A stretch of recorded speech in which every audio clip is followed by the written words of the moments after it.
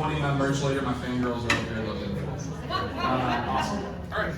So today we're going to talk about we were the watch and wait, which essentially the best way for us to boil this down is everything continues as it is today, is to continue with no planning, and that really has a double meaning that we'll kind of talk about. So we really have two different timelines that are happening concurrently we want to talk about.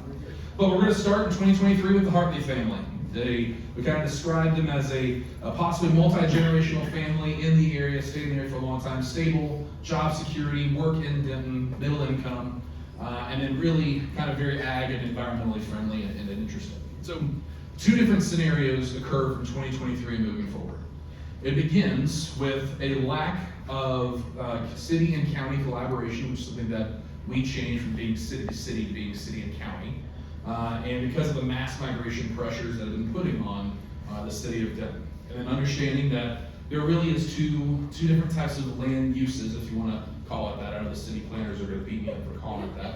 But two different types of land uses. There are city of Denton properties, and then there are ETJ, or better known, county properties. And that county property can develop underneath a totally different scenario than city of Denton property can. So we really kind of see two different timelines concurring at the exact same time. So the first one, the positive one, the city of Denton property, as this mass migration and the desire for development to come to this area occurs, a really strong community engagement and really strong community focus steps in to be able to say, no, that's not what we want for our area. And that allows us to keep focus on this one dwelling unit per acre, or one dwelling per unit per 5 acres. And as things develop through 2028 moving forward, there's some density, but it stays its nice, rural, outdoor living focused type of mindset.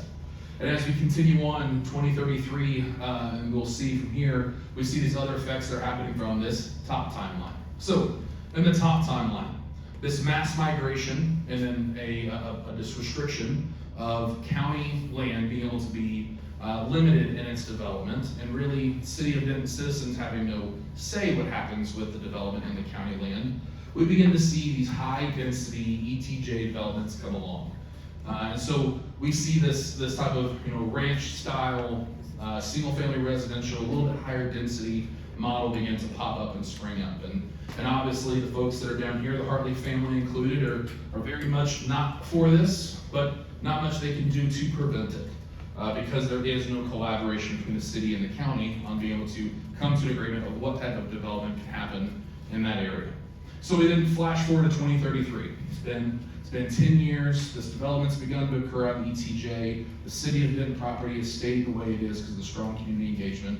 And we begin to see the text dot development begin. The outer loop is done. 428 finally has the pressure for text dot to finally step in and do something. And we see this infrastructure overhaul begin, where we start seeing traffic issues begin to be mitigated by developments. We start to see more schools and some stronger law enforcement, fire services come out to the area. And as that's happening, the city of Denton residents, the Hartley family, they're starting to see, all right, they're getting their needed resources they need from the city for their area as it's grown. But as we're seeing up here with the county area, we're continuing to see this growth, but not really much in the way of resources being given, because still throughout the county. There's some infrastructure that's put in, but there's not much in the way of other resources provided from the county areas. So there's a little bit of a disparity that begins from there. As we progress forward to 2040, there's continued growth in the ETJ. We're starting to see this kind of weird sprawl that we see on the outside of Austin, right? With some big neighborhoods starting to grow up, some of these little mountain town type of looking things. And we start really seeing these city of Denton citizens begin to feel what the county citizens have passed on, which is some climate change. And then the need that these county citizens has put pressure on the city of Denton citizens of well, we need, from middle class map, we need changes of infrastructure. We need better water services and city services to come in, but you're not in the city, so you can't get those services. So the city of Denton residents are beginning to feel that development impact. This takes us all the way to 2050.